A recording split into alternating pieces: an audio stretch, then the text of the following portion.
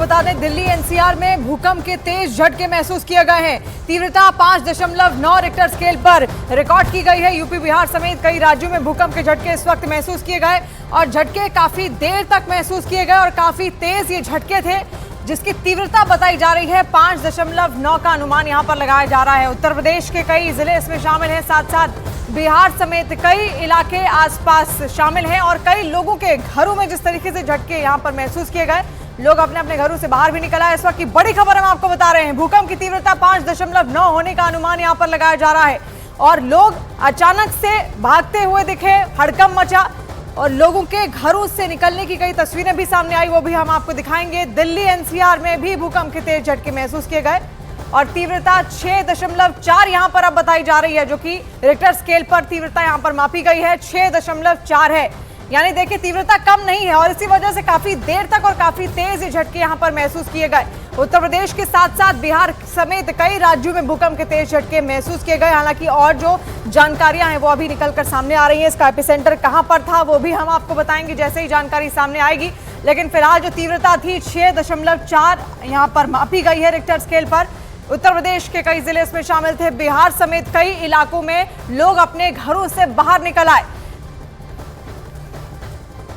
तो देखिए किस तरीके से हड़कंप अब मचा हुआ है और उत्तर भारत के कई सारे इलाके इसमें शामिल हैं। उत्तर प्रदेश तो है ही, साथ साथ बिहार समेत कई राज्यों में भूकंप के झटके इस वक्त महसूस किए गए। मानव हमारे साथ फोन लाइन पर जुड़ गए हैं। मानव, भूकंप के तेज झटके महसूस किए गए, तीव्रता 6.4 बताई जा रही है।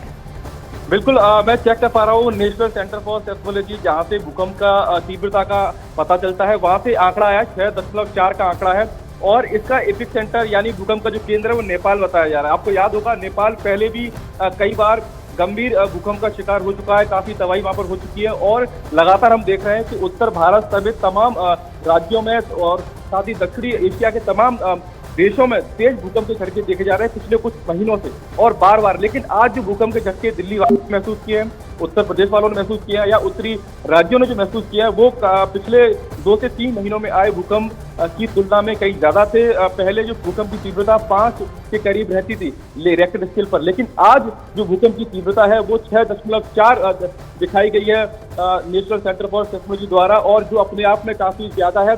और जब इतनी तीव्रता का भूकंप आता है तो जो पुरानी इमारतें होती हैं उनमें दरार की संभावना बढ़ जाती है। ऐसे में दिल्ली, क्योंकि पहले से रेड जोन, डेंजर जोन के इलाके में आता है, दिल्ली में तमाम ऐसे इलाके हैं जो पुरानी रिहायश है, जो जर्जर हालात में, वहां पर कहीं ना कहीं नुकसान की गुंजाइश हो सकती है। लेकिन अभी आधिकारिक तौर पर ऐसी कोई जानकारी नहीं आई है।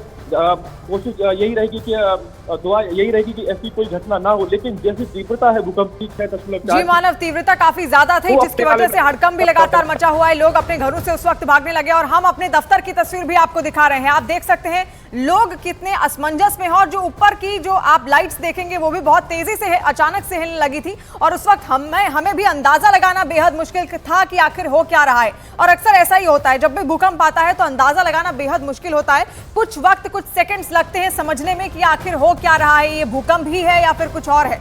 तो आप तस्वीरें भी देखिए, ये न्यूज 18 के न्यूज रूम की तस्वीरें इस वक्त हम आपको दिखा रहे हैं। किस तरीके से अचानक से लाइट्स वहां पर हिलने लगी और तब जाकर जितने भी एम्प्लॉइज थे उनमें भी खलबली मचनी शुरू होती है। और ऐसा ही हाल कुछ अलग अलग जिलों में भी है। उत्तर प्रदेश के, बिहार के साथ साथ और उत्तर भारत के कई सारे क्षेत्र ऐसे हैं जहां पर इस तरीके के भूकंप के झटके महसूस किए गए। 6.4 इनकी तीव्रता थी। देखिए मानव, तीव्रता काफी ज्यादा यहां पर थी, नुकसान की गुंजाइश भी लगातार लग रही है। हालांकि जो अभी आधिकारिक आंकड़े हैं क्या वो सामने आए हैं? बिल्कुल, देखिए भारत सरकार का नेशनल सेंटर फॉर सेस्मोलॉजी है जहाँ से आंकड़े सामने आते हैं। पहले जो गूगल की मदद से हम देख रहे थे तो उस पर 5.9 की तीव्रता दिखा रहा था, लेकिन जो आधिकारिक आंकड़े हैं सरकार की तरफ से वो 6.4 के हैं और भूकंप का केंद्र नेपाल में है। जमीन के करीब मैं बताऊं कि करीब 7 किलोमीटर के आसपास जो इसका केंद्र वो बताया गया है। और नेपाल हमेशा से भूकंप के लिहाज से काफी संवेदनशील रहा है। पहले भी जान माल का काफी नुकसान नेपाल ने सहा है। तो ऐसे में बस यही ईश्वर से दुआ होगी कि वहां पर नुकसान ना हो, क्योंकि नेपाल हो, उत्तर भारत का इलाका हो, उत्तराखंड हो, वहां पर काफी तबाही हम लोग पहले भूकंप देख चुके हैं और बीते कुछ महीनों से लगातार उत्तर भारत में हम भूकंप के झटके महसूस कर रहे हैं, लेकिन जैसे झटके हमने आज महसूस किए हैं, इतनी तीव्रता अभी तक इस साल किसी भी भूकंप की नहीं रही है। ये मैं अभी देख पा रहा हूँ, हालांकि और आधिकारिक आंकड़े देखकर हम इसकी पुष्टि कर पाएंगे, लेकिन 6.4 रेक्टर स्केल पर भूकंप की तीव्रता होना अपने आप में बहुत खतरनाक है। और मैं बार बार कह रहा हूँ कि दिल्ली पहले से डेंजर जोन में आता है। दिल्ली के कई इलाके, अरावली का जो इलाका है वो पहले से ही रेड जोन में आता है भूकंप के लिहाज से। तो वहां पर जो पुरानी इमारतें हैं वहां पर उनमें दरार आने की संभावना बढ़ जाती है। ऐसे में अब कहीं ना कहीं नेपाल की तरफ भी हम रुख करना चाहिए, क्योंकि वहां पर कैसे हालात है ये भी हम उसकी भी वहां से खबर जुटाने की कोशिश पूरी कर रहे हैं, क्योंकि 6.4 नेपाल में भूकंप का केंद्र होना ये अपने आप में बड़ी बात है।